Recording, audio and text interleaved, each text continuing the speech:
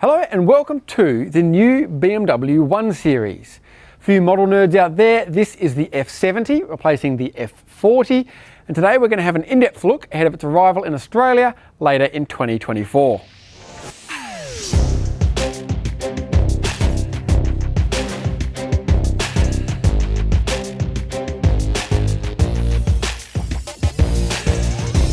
There will be a couple of 1 Series available from launch, starting with the 3-cylinder front drive 118.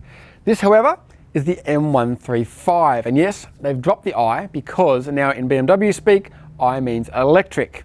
I'll try my best to remember this throughout the video, but no promises.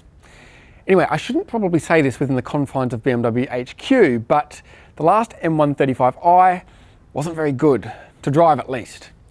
Obviously, we won't know if this one's any better for quite a while, but there are a number of changes that are quite promising. So let's start under the bonnet.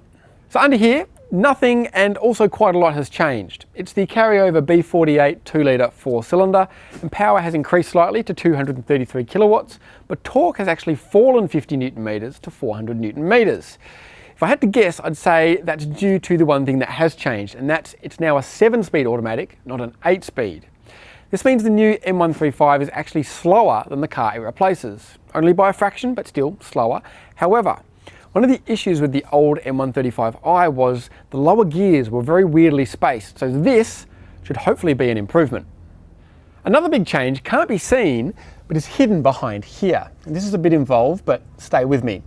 The previous car had 19-inch wheels as standard, but that meant the adaptive dampers didn't fit. If you wanted these, you had to pay extra to drop to 18s.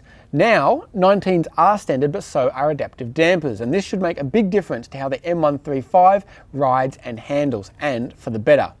There's also an extra 10mm of rubber at each corner with two 35mm tyres, and if you tick the M Sport Pro Pack, you get these red calipers, but more on that inside.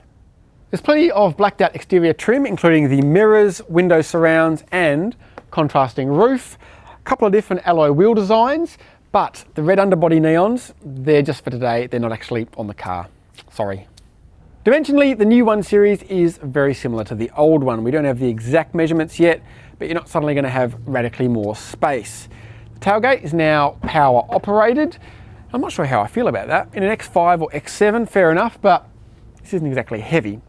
Anyway, boot space is around 400 litres, maybe a fraction less. There's some more storage under here. It's pretty typical for the segment, and the rear seats fold 40-20-40 if you need more space. Here at the front is where the new M135 has taken quite a large step forward. Probably the most obvious change is the adoption of BMW's single widescreen display that's pretty much in everything now, and it uses the latest operating system 9. Compared to what came before, it's a lot more modern with a heap more features, more than I can possibly go into today. But the highlights are wireless smartphone mirroring, there's gaming now, app connectivity, BMW personal assistant, and much more. It's also loaded with kit. Sunroof, head-up display, heated seats and steering wheel, Harman Kardon stereo, wireless charging, semi-autonomous driving, surround view camera, which is new.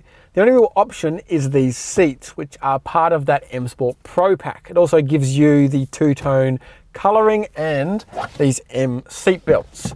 There are some cool touches in here though. This wheel is ridiculously thick in true BMW fashion, but the shift paddles are the same you get in a proper M car, like an M3, and this M stitching on the dash is quite cool too. Along with the ambient lighting, there's just a lot more colour in here than there was in the previous car. It feels more swish. Here in the back, I've got enough space to pretty comfortably sit behind myself, though I sit quite close, so if it's a taller driver, you might struggle for legroom. That aside, there's a pair of USB-C ports, fold down centre armrest, and ISOFIX points on each side for the kids' seats. Obviously, the final verdict on the new BMW 1 Series, including the M135, we'll have to wait until we drive it. But while it's a fairly mild upgrade in terms of an all-new model, it's a fairly big step over its predecessor in terms of tech and features, and will hopefully be sharper to drive too. So stay tuned for the full review, and thanks for watching.